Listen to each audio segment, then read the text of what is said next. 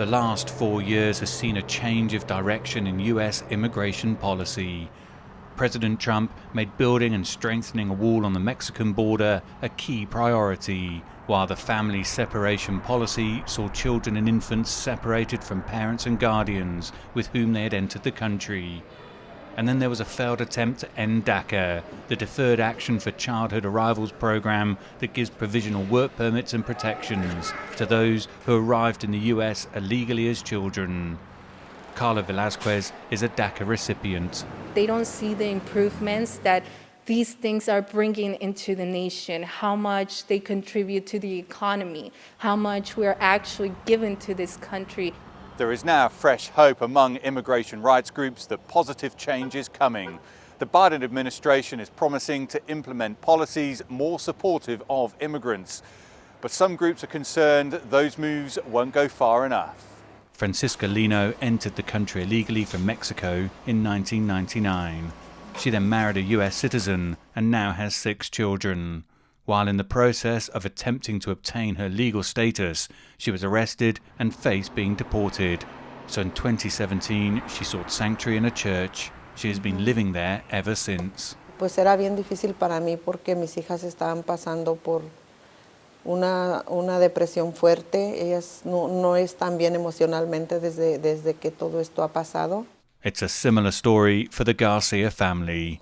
Cecilia Garcia is an American citizen, but her partner of 15 years, Hugo Velasco, an undocumented migrant, was sent back to Mexico in 2012 after he was picked up during a traffic stop. He was processed for deportation, and I became a single parent overnight. Garcia says the strain on the family has been immense. I had one daughter a few years ago who contemplated suicide. She was hospitalized. It's very difficult and financially, mentally, physically. Sarah Walker is the national coordinator for the American Right to Family campaign. She says an estimated 2 million families have been separated through deportations. In all, there are some 12 million undocumented immigrants in the US. Walker says all of them should be allowed a work visa. What our bill does is it basically takes the DACA program, turns it into law, and applies it to all 12 million people living in the shadows, regardless of their age, and allows 2 million people who have been deported already to apply for that temporary residency and return home. Walker says the Right to Family Act would provide important protections ahead of the key goal of providing a pathway to citizenship. We will fight for that until we get it. That's what we all deserve, and we will not stop until we get that. But we need a federal law that will stop that human rights suffering now.